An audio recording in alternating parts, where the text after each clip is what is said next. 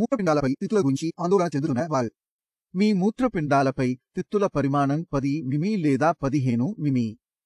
లోపల మరియు వెలుపల చాలా తిత్తులు ఉన్నాయి. ఈ తిత్తుల వల్ల కిడ్నీ పరిమాణం పూర్తిగా పెరిగింది. నమస్కారం, నా పేరు డాక్టర్ పురధావన్. మరి ఈరోజు ఈ వీడియోలో కిడ్నీ సిస్టుల గురించి మాట్లాడబోతున్నాను. కిడ్నీలపై తిత్తుల గురించి ఆందోళన చెందుతున్న చాలా మంది రోగులను నేను చూశాను. మరియు వారు కొన్ని కారణాల వల్ల అల్ట్రాసౌండ్ చేసినప్పుడు వారికి తెలియదు. వారు అల్ట్రాసౌండ్ చేయించుకున్నప్పుడు వారి నివేదికలో తిత్తులు ఏర్పడతాయని వ్రాయబడింది. వారు ఆందోళన చెందారు.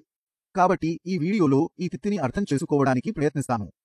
కాబట్టి మొదట సాధారణ కార్టికల్ సిస్టుల గురించి మాట్లాడుకుందాం.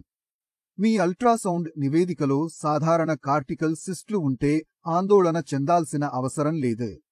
ఎందుకంటే వాటి పరిమాణం పెద్దగా ఉన్నప్పుడు మాత్రమే తిత్తులు మీ కిడ్నీలకు హాని కలిగిస్తాయి. మరియు సాధారణ కార్టికల్ తిత్తులు ప్రతి 3వ వ్యక్తి యొక్క మూత్రపిండాలపై చూడవచ్చు. ఇది మన శరీరంలో కండరాలు ఏర్పడే విధానాన్ని పోలి ఉంటుంది. కానీ మూత్రపిండాలపై తిత్తి పరిమాణం పెద్దగా ఉంటే అది దాని కారణంగా మూత్రపిండాలకు హాని కలిగిస్తుంది. ఇప్పుడు ప్రశ్న ఏమిటంటే, మూత్రపిండాలకు హాని కలిగించే తిత్తి ఎంత పెద్దది? మనం ఎక్కడ ఆందోళన చెందాలి మరియు ఎక్కడ కాదు? కాబట్టి మూత్రపిండాల పరిమాణం 10 సెం.మీ. మీ కిడ్నీపై ఉన్న తిత్తి పరిమాణం 3 సెం.మీ కంటే పెద్దగా ఉంటే, అంటే మీ తిత్తి పరిమాణం 30 mm కంటే, అప్పుడు మీరు కొద్దిగా ఆందోళన మరియు చికిత్స తీసుకోవాలి. కానీ మీ కిడ్నీలపై ఉన్న తిత్తి పరిమాణం 10 మిమీ లేదా 15 మిమీ ఉంటే ఆందోళన చెందాల్సిన అవసరం లేదు. ఎందుకంటే తిత్తి పరిమాణం సుమారు 30 సెం.మీ ఉన్నప్పుడు మూత్రపిండాలలో 3వ భాగం కప్పడం ప్రారంభమవుతుంది. తిత్తి మరియు తిత్తి పరిమాణం 5 సెం.మీ లేదా 50 మిమీ కంటే పెద్దగా ఉంటే అప్పుడు మనం మూత్రపిండాలలో నష్టాన్ని చూడవచ్చు. కాబట్టి వ్యాధిని అర్థం చేసుకోవడం మరియు అది మీకు హాని చేస్తుందా లేదా అని విశ్లేషించడం చాలా ముఖ్యం. తిత్తి పరిమాణం 30 మిమీ లేదా 3 సెంటీమీటర్ల కంటే పెద్దదిగా ఉంటే అప్పుడు మీకు డాక్టర్ అవసరం. తిత్తి పరిమాణం దానికంటే తక్కువగా ఉంటే, మూత్రంలో ప్రోటీన్ లేనట్లయితే మరియు స్థాయి పెరగలేదు, అప్పుడు ఆందోళన అవసరం లేదు. మీరు మీ జీవనశైలిని కొద్దిగా మార్చడానికి ప్రయత్నిస్తే మీ శరీరంపై కొవ్వు తక్కువగా ఉండేలా చేయండి. కొవ్వు బయటకు వస్తుంది, అప్పుడు తిత్తి పరిమాణం కూడా చిన్నదిగా ఉంటుందని మేము ఆశిస్తున్నాము. లేకపోతే మేము మీకు సహాయం చేస్తాము. ఇప్పుడు మనం చూసే రెండవ తిత్తి పాలిసిస్టిక్ కిడ్నీ వ్యాధి రోగిలో ఉంది. పాలిసిస్టిక్ కిడ్నీ వ్యాధి అంటే ఏమిటి? ఇప్పుడు మేము మీ స్క్రీన్పై చిత్రాన్ని ఉంచాము. ఈ కిడ్నీని అర్థం చేసుకోవడానికి ప్రయత్నించండి. అందులో చాలా సిస్టులు ఉన్నాయి. లోపల మరియు వెలుపల ప్రతి చోట తిత్తులు ఉన్నాయి. ఈ తిత్తుల వల్ల కిడ్నీ పరిమాణం పూర్తిగా పెరిగిపోయింది. అయితే సాధారణ కార్టికోస్టెరాయిడ్స్ లో మూత్రపిండాల పరిమాణం పెరగలేదు. కిడ్నీ సెల్ కూడా అలాగే ఉంది. దానిపై ఒక తిత్తి ఉంది. ఉదాహరణకు ఇది కిడ్నీ. ఈ కిడ్నీ అని ఈ విధంగా పరిగణించండి. దానిపై ఒక తిత్తి ఉంది. కాబట్టి కిడ్నీ పరిమాణం అలాగే ఉంటుంది. కానీ కిడ్నీ లోపల తిత్తి ఉంటే అది పైకి నెట్టబడుతుంది. కిడ్నీ పరిమాణం పెరుగుతుంది. కాబట్టి కిడ్నీ పరిమాణం 12 సెం.మీ కంటే ఎక్కువ ఉంటే మరియు దానిలో చాలా తిత్తులు ఉంటే అది మూత్రపిండ వ్యాధి. మరియు పాలిసిస్టిక్ కిడ్నీ వ్యాధి జన్యుపరమైన రుగ్మత. అంటే ఈ వ్యాధి తల్లిదండ్రుల నుండి జన్యుపరంగా బదిలీ చేయబడుతుంది.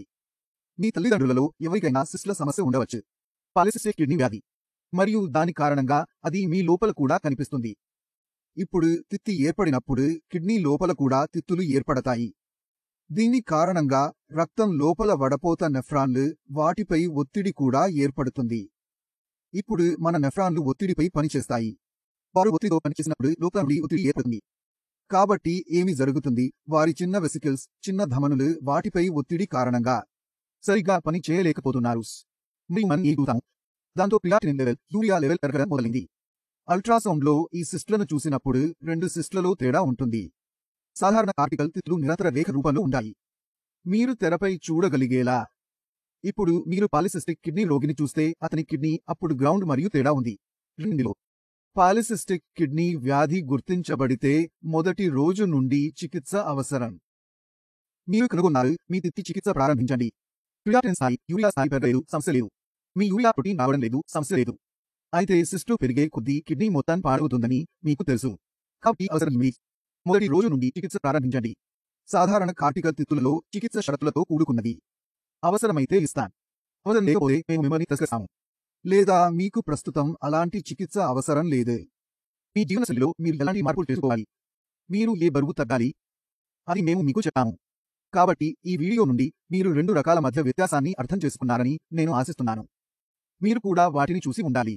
ఏదిపై మంచిగా తీసుకోవాలి, ఏదిపై మంచిగా తీసుకోవాల్సిన అవసరం లేదు, మీరు తప్పనిసరిగా కలిగి ఉండాలి. అది కూడా అయినప్పటికీ మీకు నా సహాయం అవసరమని మీరు భావిస్తున్నారు. కాబట్టి నేను ఎల్లప్పుడూ అందుబాటులో ఉన్నాను. నా బృందం మొత్తం అందుబాటులో ఉంది. వారి సహాయంతో మీరు మీ సమస్యను పరిష్కరించవచ్చు. మీరు దాన్ని పరిష్కరించడానికి ప్రయత్నించవచ్చు. దీనితో నేను మీ సెలవు తీసుకోవాలనుకుంటున్నాను. తదుపరి వీడియోలో కలుద్దాం. అప్పటి వరకు నమస్తే.